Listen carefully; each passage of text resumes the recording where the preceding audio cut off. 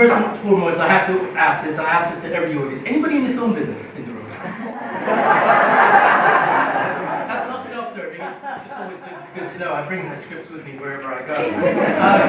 Thank you very much to ABP and to Deborah and to Jill for allowing me this opportunity to share this information with all of you.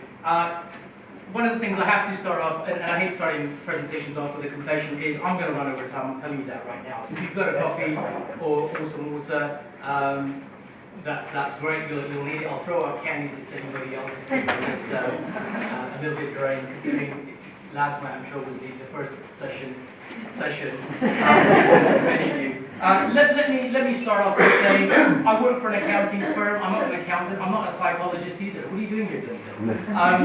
But let me give you an agenda by the numbers in terms of what is all of this that I'm going to be sharing with you. First and foremost, this material is based on 4,000 years of influence history. So going back to the days of the Greeks and the Romans, when Cicero stood up and somebody would give a great political speech, which was called rhetoric, by the way. If you could get up and give a speech and get people to do something or move in a certain direction, that's called rhetoric.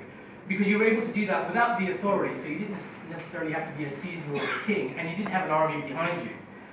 So it's based on that material. That's where this has originated. This is not new by any means. It also includes 60 years of social and motivational research, post-World War II in the main. So when marketing, advertising, mass media, viral marketing, social marketing, and it's just going on and on. So that plays a role in this as well. Importantly for me, it includes 30 years of research done by Professor Robert Cialdini, who was a professor of marketing and psychology at Arizona State. He also taught at Harvard and University of Chicago, amongst others. And his research was not just desk-based research, as you would expect an academic to do. He actually went out in the field, and he took jobs like an advertising copywriter to find out what is it, the way somebody writes an advertisement for Tide detergent that gets consumers in versus Persuasion. He went out and he worked with armed forces recruitment people. How do you influence and persuade a young person to give up 3, 5, 10 years of their lives to sign up for the armed services?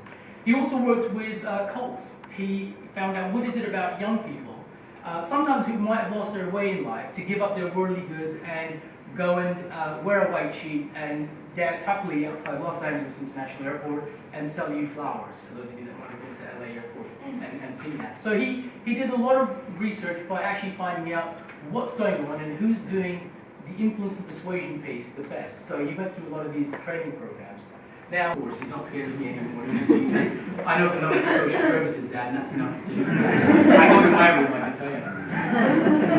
The interesting thing is, even though there's thousands of influence and persuasion tips and techniques, what Professor Cialdini found is, by and large, they all fit into 6 universal categories.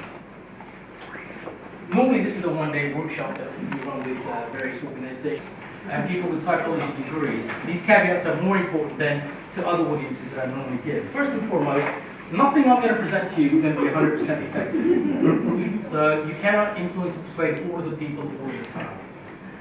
The other thing is, you'll be surprised at how much of this you already know. All I'm going to do is put it into categories or identify for you, in some cases, how this comes across and how this actually works.